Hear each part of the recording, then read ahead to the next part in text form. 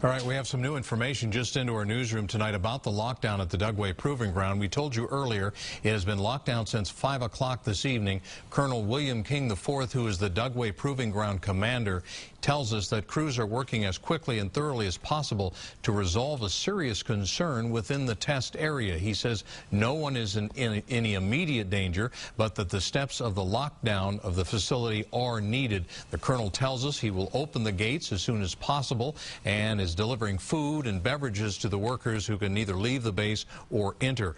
We'll keep the story updated on KSL.com throughout the night, as well as KSL News Radio, and have a complete report tomorrow on KSL 5 News Today.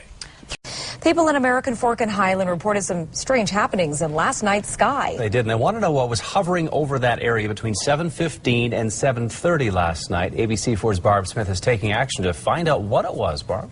Robert and Karen, they tell us that they saw lights, but those lights were not from an airplane or a helicopter, and these lights dropped something as they hung low over the sky.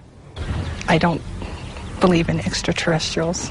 Lynette Chittister doesn't believe in close encounters. Neither does Mike Galbraith. And when people tell me this, I think, oh, you know, you're just seeing things or people are making things up. But last night, both saw something in the sky that they can't explain.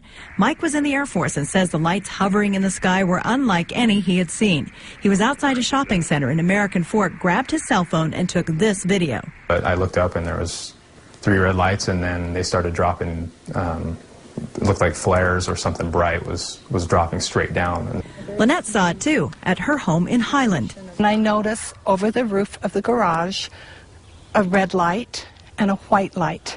And the red light isn't flashing, that's like an airplane light does. That's what drew my attention to it. She says soon there were 3. And out of the red light comes like a firework, the phosphorescent silver.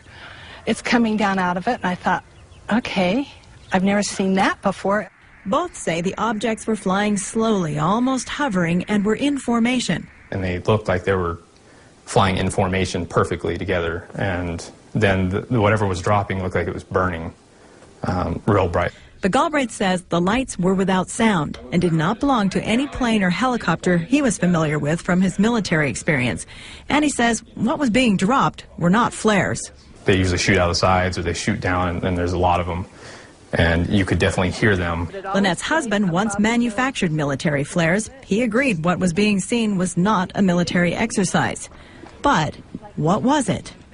The control tower at Provo's Airport had nothing to report out of the unusual last night, nor did the County Sheriff's Department. Salt Lake International's control tower had no incidents, and officials at Camp Williams had nothing to report. So we are reaching out to you.